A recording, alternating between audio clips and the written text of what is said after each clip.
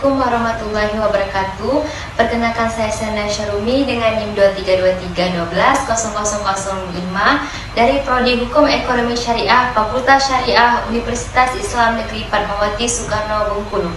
Baiklah, di sini saya akan menjelaskan materi mengenai macam-macam ijma beserta contohnya.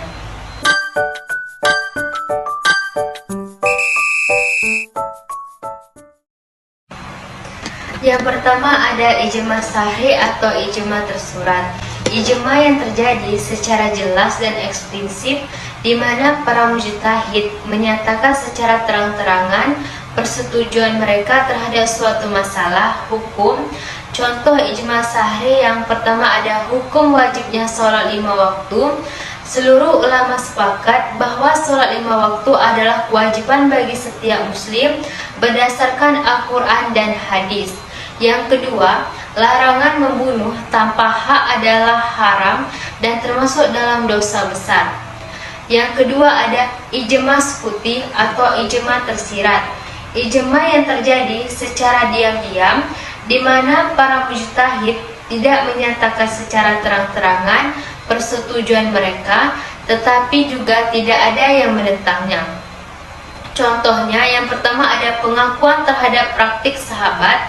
Misalnya, praktik pengumpulan Al-Quran setelah wafatnya Nabi Muhammad SAW yang tidak dibantah oleh sahabat lain. Yang kedua, tindakan khalifah. Ketika Khalifah Umar bin Khattab menetapkan beberapa kebijakan dan tidak ada sahabat yang menentang kebijakan tersebut. Kebijakan inilah yang dianggap sebagai ijma sukuti. Yang ketiga ada ijma kuli atau ijma universal. Ijma yang terjadi di seluruh wilayah Islam dan diterima oleh seluruh umat muslim di seluruh dunia. Contohnya, yang pertama ada ijma mengenai kewajiban sholat 5 waktu. Yang kedua, kesepakatan mengenai haramnya riba dalam transaksi ekonomi. Yang keempat ada ijma ju'is atau ijma lokal.